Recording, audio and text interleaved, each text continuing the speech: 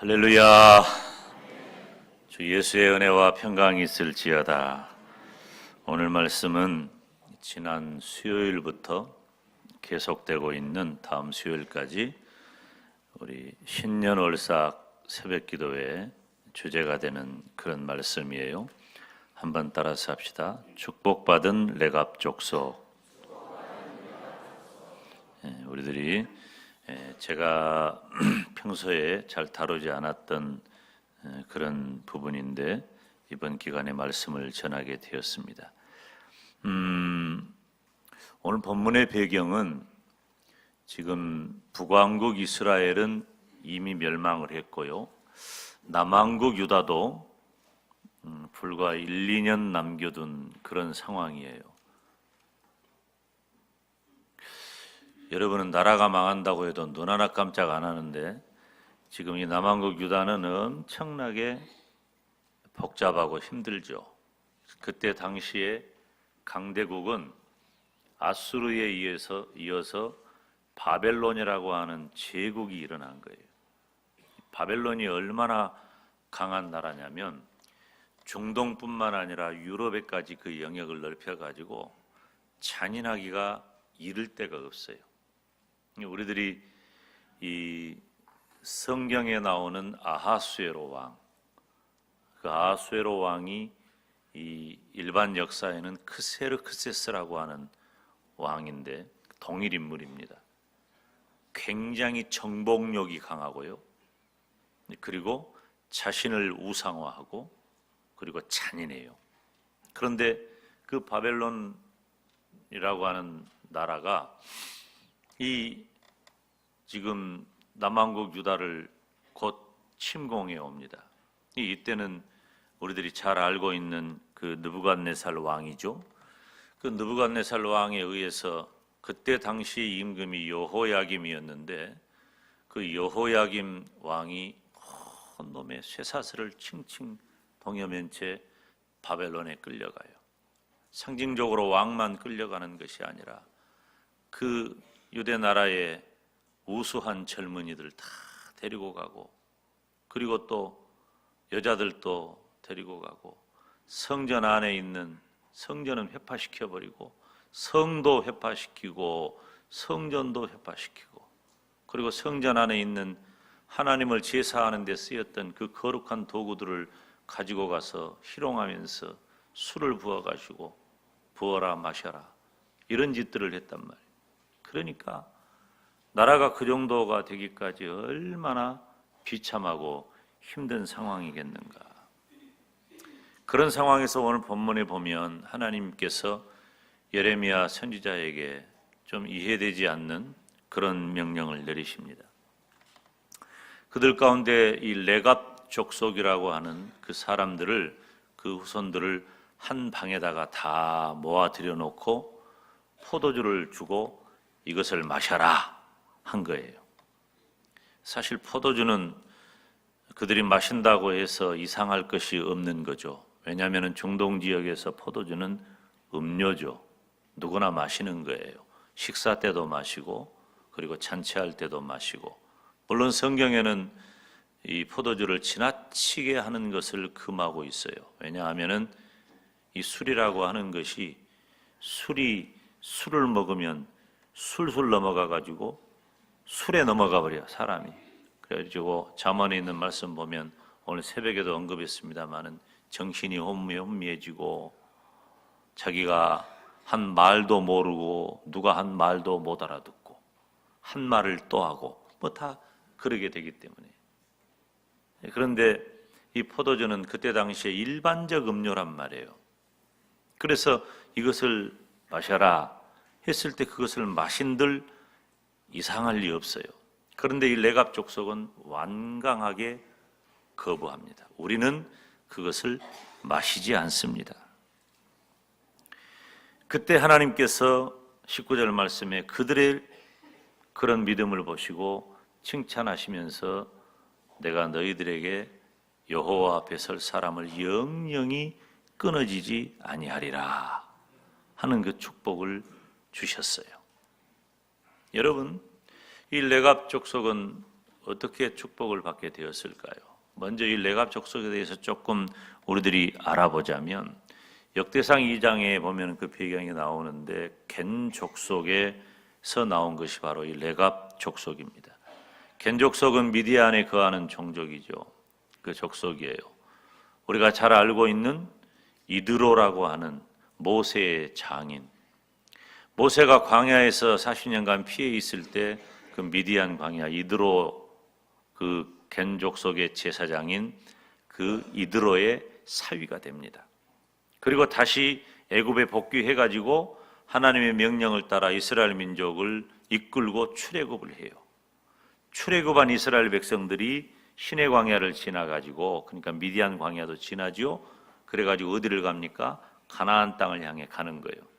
그때에 바로 이 겐 족속의 일부가 그러니까 이 모세와 결혼했던 그 가정, 가문, 하속들 주변에 있었던 사람, 모세의 영향력이 있었던 사람 이런 사람들이 함께 일부가 겐 족속의 일부가 이제 가나안 땅으로 간 거예요.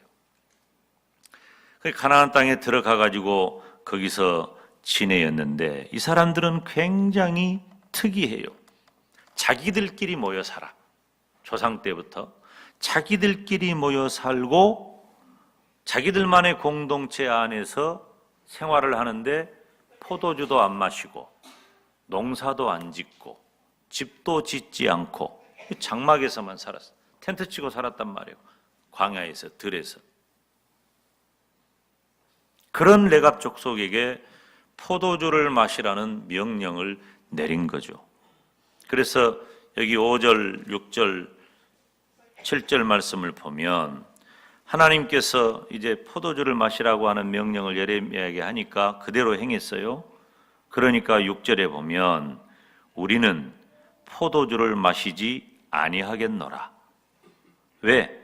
레갑의 아들 우리 선조 요나답이 우리에게 명하여 이르기를 너희와 너희 자손은 영영이 포도주를 마시지 말며 집도 짓지 말며 포종도 하지 말며 포도원도 재배치 말며 두지도 말고 너희 평생에 장막에 거처하라. 그리하면 너희의 우고하는 땅에서 너희 생명이 길리라 하였으므로 요나답의 명령이죠. 자기 조상 하였으므로 어떻게 했다?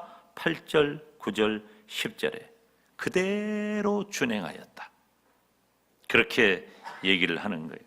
그런데 하나님이 이런 레갑 자손의 믿음을 칭찬하신 거예요. 열왕기하 10장에 보면은 예후라고 하는 이스라엘의 임금이 나오는데요. 이 예후라고 하는 임금은 이 북왕국 이스라엘의 이 남왕국 유다와 북왕국 이스라엘로 나눠지잖아요. 그런데 북왕국 이스라엘의 이 임금들을 보면은 거의 대부분 악해요. 거의 대부분 아예 악해. 북왕국 이스라엘은 거의 다. 그런데 그 중에서 특별히 악한 사람이 누가 떠올라요? 아하방. 아하방이 원래도 악한데 결혼을 잘못했네. 부인이 누구예요? 집안에 여자가 잘 들어와야 돼. 이 아하방과 이세벨 왕후는 악하기가 그지 없어가지고 악한 데다가 더 악한 여자가 들어오니까 악한 것이 악해져가지고 악으로 가득 찼어. 그리고 이 이세벨이 시집 오면서 자기가 섬기는 바알 신상, 아세라 신 다 가지고 들어. 그래가지고 온 이스라엘 천지가 그냥 다 우상 섬기는 땅으로 만들어버렸단 말이에요. 그런데 아합의 시대가 지나가고 예후가 등장을 합니다. 예후가 종교개혁을 단행할 마음을 가져요. 첫째, 이 아합과 이세벨의 잔당들을 다 척결해버리자. 인적 청산 없는 교체는 없는 거예요. 인적 청산 없는 개혁이 없잖아요. 그러니까 다 척결해버리자. 그리고 두 번째, 바알을 섬기는 그 선지자들, 바알을 따르는 사람들도 다 척결해버리자. 엄청난 신앙적 결단을 하고 그 일을 함께 하기 위해서 이스라엘 사람은 아니에요. 이방인이지만 이스라엘 사람들에게도 존경을 받았던 여호나답이라고 하는 사람에게 제의를 하죠. 나하고 같이 이 아방도 척결하고 우상을 섬기는 바알 선지자들이나 이런 사람들도 다 척결해버리자. 둘이 마음이 하나가 되었어요. 그래가지고 그 일을 성공적으로 한 듯 했지만, 예후는 그런 엄청난 신앙적 성공 이후에 그가 섬기는 바알 산당이나 이런 것들을 완전히 다 해결 못하고 결국 자기도 금송아지 우상을 섬기는 자리에 들어가고 말았다는 거예요. 그런데 여호나답이 보니까 이 예후가 하는 것이 처음에는 옳아서 자기 마음에 동의를 하고 함께 했지만 이 사람이 또 금송아지 섬겨버리거든. 그러니까 내가 이 사람하고 이 사람들하고 함께 있어서는 안 되겠구나 라고 하는 이 거룩한 결단을 하고 그 사람들의 곁을 떠나서 광야로 가버립니다. 그래서 죄악의 씨가 되는 포도주도 먹지 말고 농사를 하고 집을 지어서 자신들의 안락과 그리고 또 우상을 섬기는 그 빌미가 되는 농사, 당시 바알신 아세라신은 태양신과 땅신이잖아요. 그 바알신의 아버지가 다곤신이고, 그러니까 이런 있지도 않은 우상을 만들어 가지고 섬기는 것을 용납하지 않고 우리는 농사도 짓지 않겠다. 그렇게 하고 광야에 나아가 텐트 치고 살아가게 되었다는 것입니다. 그리고 그들은 쓸쓸하고 고독하게 광야에서 250여 년 동안 그 여호나답의 후손이 광야에서만 살았는데, 그 여호나답이 오늘 본문에 등장하는 우리 선조, 우리가 레갑의 아들 우리 선조 요나답이라고 하는 그 요나답과 이 여호나답이 동일 인물이에요. 같은 사람이라고 하는 거죠. 그러면 어떻게 해서 이 레갑 족속은 축복받게 되었는가? 첫째, 하나님께 그 신앙을 인정받았다 그 말이에요. 여러분의 신앙이 하나님께 인정받으시기를 주님의 이름으로 축원합니다. 하나님께 인정받으면 끝나요.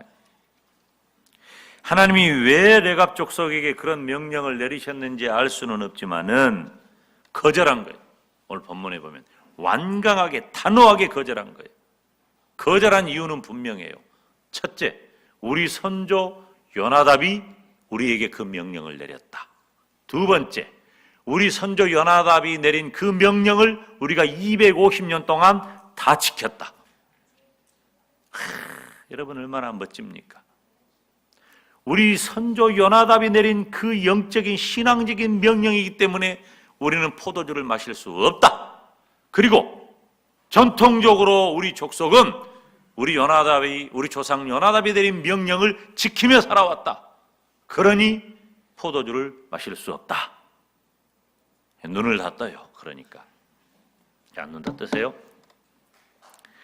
이 레갑 족속은 그 조상 요나답이 포도주도 마시지 말고 집에서도 살지 말고 농사도 짓지 말고 장막 생활을 하라고 했기 때문에 그들은 들에 나가 양치는 일만 하고 살았단 말이에요. 어찌 보면 정말로 그들은 고지식한 사람들이, 고지식하고 융통성이 없어요. 물론 모든 일에 고지식하고 융통성이 없으면 안 돼. 그러나 여러분 잘 들으세요. 어떤 면에서는 우리가 진짜 예수님 잘 믿으려면 그런 면이 필요해요. 그런 면이.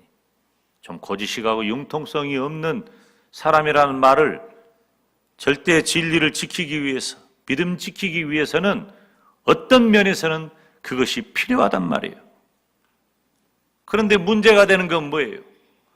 융통성을 가져야 할 문제는 이해도 못하고 용납도 못하면서 고집불통. 그런 것은 목숨을 걸고 버텨요. 그런데 반드시 지켜야 할 문제는 이래도 되고 저래도 되고 융통성을 가져버리는 거예요. 이게 예수님을 믿는 성도들이 가진 치명적인 아픔이에요. 왜 우리들이 신앙을 온전히 지키지 못하냐? 왜 우리들이 믿음을 가졌음에도 불구하고 하나님이 인정하시고 하나님이 칭찬하시고 하나님이 축복하시는 믿음의 사람으로 살아가지 못하느냐? 우리가 세상과 적당히 타협해버리기 때문이에요. 우리는 어쩌면 성도의 이름을 가지고 살아가면서 적당히 융통성 있게 타협하고 살고 있지는 않습니까? 그런데 성경을 보면, 우리 믿음의 선조들을 보면 그렇게 살잖아요? 다 실패합니다. 하나님의 절대 진리, 절대 가치, 믿음의 원리 되는 부분을 융통성 있게 이렇게도 하고 저렇게도 하고. 여러분 봐요. 우리 믿음의 선조들이 신사참배 결의하고 신사참배 동의해버렸잖아요. 생명 걸고 지켜야 할 문제, 믿음의 문제. 왜 지금 교회가 차별금지법을 반대합니까? 연약한 약자를 돕고 그들을 보호하자는데 누가 그것을 거부하겠어요? 그런데 그 안에 있는 독소조항, 하나님께서 온 세상 천지 만물을 만드시고 순리대로 살아가야 할 그 순리를 깨는 동성애와 다원주의를 허용할 만한 그런 내용들을, 그 독소조항을 내포하고 있기 때문에 그거 빼라 그거예요. 이것은 교회가 생명을 걸고라도 막아야 될 문제예요. 여러분, 말세의 마지막 때가 오면은 우리 믿음 지키기 더 어렵습니다. 믿음 때문에 우리가 생명을 걸어야 할지도 몰라요. 이것이 우리 시대에 올지 우리 자식의 시대에 올지 모른단 말이에요. 그러면 그때 이래도 좋고 저래도 좋고, 그래가지고 우리가 무슨 복을 받고, 그래가지고 우리가 어떻게 믿음을 지켜나가겠어요? 못합니다. 그렇게 적당히 융통성 있는 것처럼 이렇게도 어울리고 저렇게도 타협하는 신앙은 안 돼요. 실패합니다. 처신을 좋게 해서 좋은 말 듣는다고 좋은 사람 되는 것 아니에요. 임기응변에 능해가지고 발빠르게 움직인다고 그 사람이 성공하는 것 아니에요. 우리는 어떤 의미에서 믿음을 위해서라면 정말로 거칠고 황량한 광야길을 쓸쓸하고 고독하게 걸어가야 돼. 믿음 지키기 위해서. 이스라엘의 임금 가운데 사울왕이라는 사람이 있어요. 첫 번째 임금이요. 키가 크고 용모도 준수하고 전쟁에도 능한 사람이, 용맹한 사람이, 리더십이 있는 사람이, 많은 사람이, 이 사람이 왕 아니면 누가 왕을 하겠느냐? 그래서 이스라엘의 첫 번째 왕으로 세웠어. 원래는 이 사람이 하나님의 말씀에 순종하고 어떤 의미에서는 영적으로 신앙적으로 고지식하고 순박한 사람이었어요. 그런데 왕으로 세워져 가지고 살아가다 보니까 왕의 권세가 있어서 그런지 무엇 때문인지 이 세상과 타협해버리고 적당히 융통성을 갖게 되었단 말이에요. 그래서 왕이 되고 난 다음에 제사장만 드려야 할 그 제사를, 이건 누구도 안 되는 거예요. 오직 하나님이 그렇게 정해놓은 거예요. 오직 제사는 제사장을 통해서만 가능한데 왕이니까 자기가 제사장만 드릴 수 있는 제사를 자기가 드려버린 거예요. 직접. 아말렉하고 전투할 때는 어땠어요? 하나님이 말씀하시는 거예요. 그곳에 있는 것들은 다 죽여버려라. 그런데 그 중에 보니까 짐승들 중에 살찌고 통통하고 좋은 것들이 있거든. 아이고 아깝다. 어떻게 이런 것을, 아까운 것을, 이것들을 다 없애야. 가만히 따로 구별해 놓았는데 왜 그렇게 했어? 물어보니까 하나님한테 제사 드리려고 따로 놔뒀다 핑계대고. 얼마나 변명이 누추합니까? 결과적으로 어떻게 되었습니까? 그런 사울에 대하여 하나님은 진노하십니다. 하나님은 진노하시고 사울을 끌어내리시고, 여러분 이 사울이요, 이 여리고에서 갈릴리까지 올라가는 그 요단강 길 타고 쭉 올라가다 보면 좌측에 중간쯤에 벳산이라고 하는 곳이 있어요. 그곳에서 처참하게 죽습니다. 비극의 인물로 끝나버려요. 그리고 결국은 다윗왕을 세우시잖아요. 사랑하는 여러분, 저와 여러분에게 필요한 것은 융통성이 아니에요. 절대 진리를 지키고자 하는 순교적 신앙이 필요한 줄로 믿습니다. 이랬다 저랬다 하면 안 돼요. 제가 이랬다 저랬다 잘하잖아요. 근데 진리에 대해서는 절대 안 그래요. 이래도 되고 저래도 되는 문제는 내가 뭐든지 다 수용해. 내 생각을 바꿔서라도 오케이 해요. 그러나 진리에 대해서는 생명이라도 거는 거예요. 저와 여러분이 그런 믿음의 사람이 되시기를 축원합니다. 그런 레갑 족속을 하나님이 기뻐하신 거예요. 그런데 이 이스라엘 백성들은 하나님이 부지런히 말을 해도 안 들어.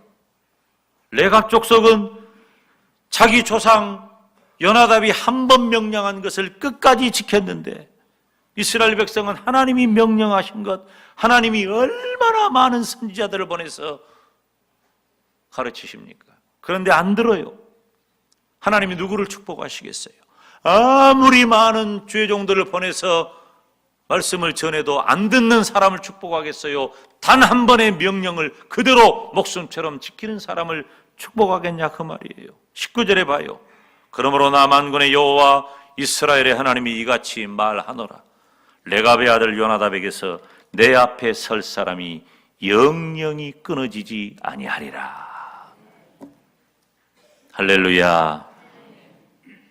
어마어마한 축복. 그러면 그들에게 주신 하나님의 복이 무엇입니까? 두 가지예요. 첫째, 그들의 신앙이 인정받았던 것이고, 두 번째, 그들의 후손이 하나님 앞에 설 사람이 영영이 끊어지지 않겠다. 이 엄청난 축복을 받은 거예요. 이스라엘 백성들은 구원받은 선택받은 하나님의 백성임에도 불구하고 하나님의 말씀에 순종하지 않습니다. 오히려 그들은 시류에 따라서 애굽이 세 보이면 애굽에 붙었다가 바벨론이 일어나니까 바벨론에 붙었다가 이렇게도 하고 저렇게도 하고 하나님의 말씀 안 들어요. 여러분, 우리가 이 세상을 살아가면서 세상과 타협하지 않고 산다는 건 너무나 어려운 일이에요. 저희 목사들은 모이면 그런 얘기를 합니다. 우리들은 어차피 목사니까 목사로 살아가지만 성도들의 믿음은 너무나도 귀하다. 성도들은 이 치열한 삶의 전쟁터에서 영적으로 살아남고 믿음 지키기 위해서 얼마나 애를 쓰냐. 이 성도들의 믿음이 너무 귀하다. 그런 얘기를 해요. 어떨 때는 바보 소리도 듣고요. 어떨 때는 이 레갑 자손들처럼 모든 것을 포기해야 할지도 몰라요. 그러나 사랑하는 여러분, 하나님이 그 신앙을 인정하시면 축복으로 이어질 줄로 믿습니다. 이 레갑 자손을 보세요. 거대한 바벨론에 의해서 쓰나미처럼 군대가 몰려오고 생명을 다 잃어버립니다. 그런데 하나님께서는 레갑 자손을 그대로 지키시고 보호하시고 그 생명을 살려주세요.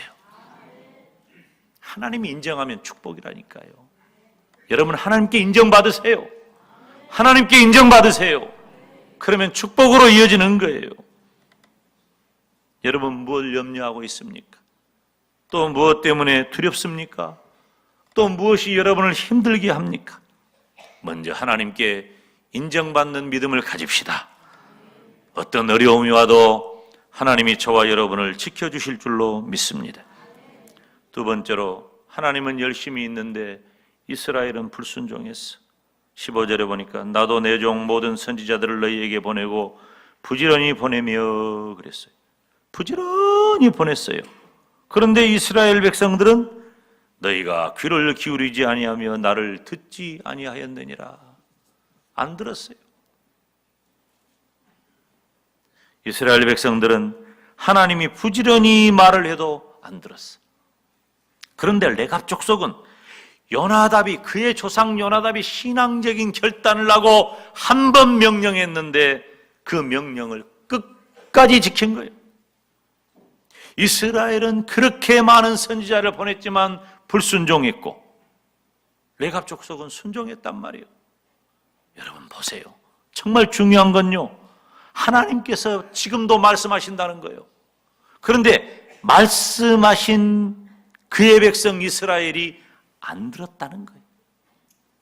하나님의 말씀을 안 들으면 패망으로 이어져요. 레갑 족속은 단 한 번의 명령을 기억하고 순종했다는 거예요. 순종하면 축복으로 이어져요. 축복과 패망이 무엇으로 갈립니까? 하나님의 말씀에 순종하느냐, 불순종하느냐. 지금도 마찬가지예요. 여러분, 레갑 족속의 축복도, 이스라엘 민족의 패망도 우연한 일이 아니에요. 어떻게 나뭇잎 하나 떨어진 것도 다 하나님의 손 안에 있는데 하나님의 뜻이 아니면 안 되는데 이스라엘 나라가 멸망하고 레갑 족속에 축복받는 것이 우연한 일이냐 그 말이요. 이건 필연적인 거요. 필연적인 것. 원인과 결과가 분명하다 그 말이에요. 저와 여러분의 인생길에 일어나는 크고 작은 일들은 어떤 것도 우연하지 않아요. 다 하나님의 뜻 안에 있고 하나님께서 행하신 일인 줄로 믿습니다. 하나님의 말씀에 순종하느냐 불순종하느냐가 축복과 패망을 가른다 그 말이에요. 하나님께서는 지금도 그의 백성들에게 부지런히 그의 종을 보내사 말씀하신 줄로 믿습니다. 말씀을 들을 길을 가지시기를 바랍니다. 그리고 순종하시기를 바랍니다. 그 하나님의 열심이 나에게 순종의 기회를 주는 거예요.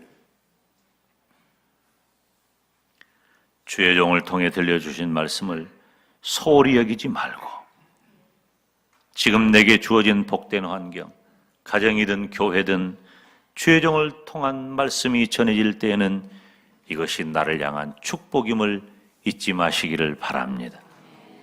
세 번째, 레갑 족속이 어떻게 축복을 받았을까? 환경이 중요해요. 환경이. 요나답은 이방인이라 그랬죠?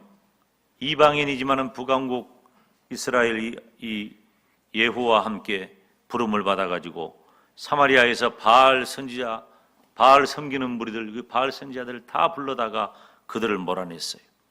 그리고 아합 왕가의 남은 잔당들을 다 이제 경멸해 버린 거예요. 그런 예후를 하나님이 칭찬하셔요. 그래가지고 4대에 이르도록 왕위를 보존해 주셔요. 근데 거기까지요. 거기까지. 순종하고 잘했으니 칭찬해 주었는데 끝까지 가야 할 거 아니에요. 근데 예후가 금송아지 섬겨버린 거예요. 자, 여러분 보세요. 길이 달라지는 거예요.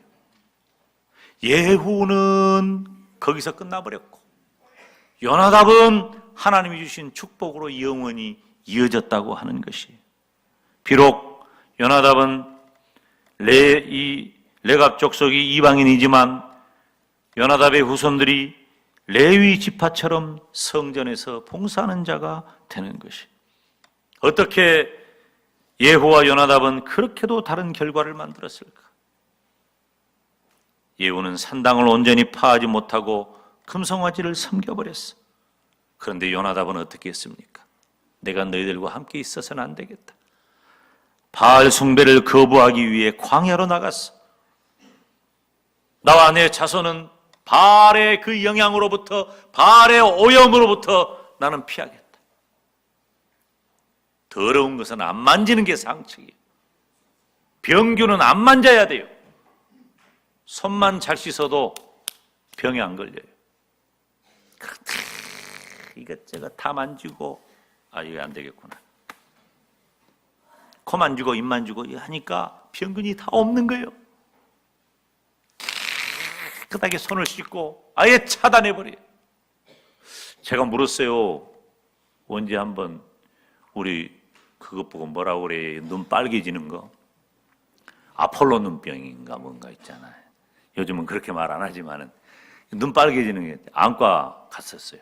제가 안과 의사한테 물었어. 이렇게 많은 아폴로 눈병 환자를 진료를 하는데 왜 선생님은 눈이 안 빨갑니까? 내가 물어봤어요. 뭐라고 그런 줄 알아요? 저는 손을 깨끗이 씻고 절대로 손으로 눈을 안 만집니다. 오염의 근원을 차단해버려요. 돈도 좋고 명예도 좋고 부귀 영화도 좋고 명예 권세도 좋고 다 좋아. 필요해요. 그러나 그것이 나를 영적으로 신앙적으로 오염시키는 거라면 차단해야 돼. 차단해야 돼.